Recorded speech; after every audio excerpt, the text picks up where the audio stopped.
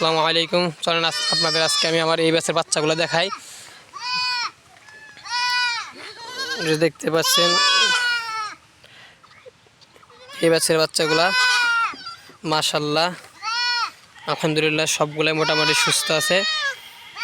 এখানে 22টা বাচ্চা আছে, আর একটা হয়তো বাড়িতে গেছে, তারা রেস্ট নিতেছে। দেখতেছেন প্রচণ্ড রোদ উঠছে, রমজান মাস, গরম, তার মধ্যে এখানে একটু কাপড় টানাই দিছে আর কি, তারা রেস্ট নিতেছে।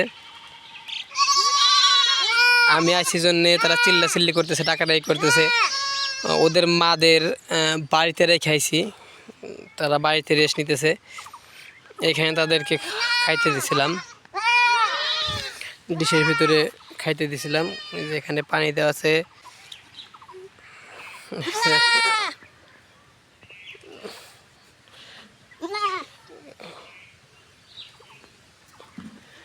আপনারা সবাই দোয়া করবেন, আর একটু মাশাআল্লাহ বললেন যেন বদনজর না লাগে।